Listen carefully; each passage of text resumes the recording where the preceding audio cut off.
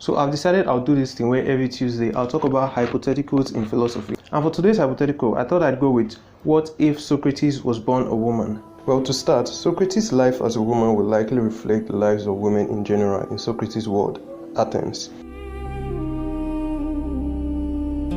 In classical Athens, women were largely excluded from public life. They didn't participate in politics, they didn't speak in the assembly, they weren't educated in rhetoric, philosophy, or public debates in the way men were. Their world was the household, and their influence was private, not public. And this matters because Socrates' entire philosophical identity was built in public spaces: the agora, the streets, conversations with citizens, soldiers, politicians. Philosophy for him was something you did out loud. So the first thing that changes if Socrates is born a woman is not her mind, it's her access. Now here's the important distinction: core versus expression. Socrates' core traits were curiosity, moral seriousness, and an almost stubborn refusal to accept unexamined beliefs. Those traits are not male traits, they are human traits.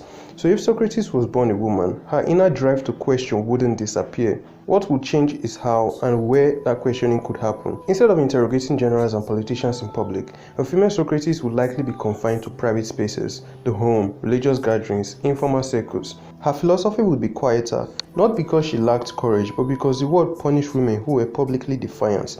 But we can't talk about Socrates' life as a woman without talking about one of the biggest, if not the biggest, institutions shaping a woman's life in the ancient world: marriage. In classical Athens, marriage wasn't just a personal choice, it was a social requirement. A woman's value, security, and legitimacy were largely tied to whether she could be married off. But here's the problem: marriage in Athens required a woman to be marriageable, and a female Socrates would likely not be. Not simply because she would question the institution of marriage itself, though she probably would, but because marriage as it existed then demanded obedience, silence, and intellectual smallness, and female Socrates would be none of those things. I could go on and on about what a female Socrates might have been like, but I think that the more uncomfortable conclusion is that if she did exist, we wouldn't know. Society wouldn't have recorded her, history wouldn't have noticed her, and unlike our famous father of philosophy, philosophy wouldn't have a name for her.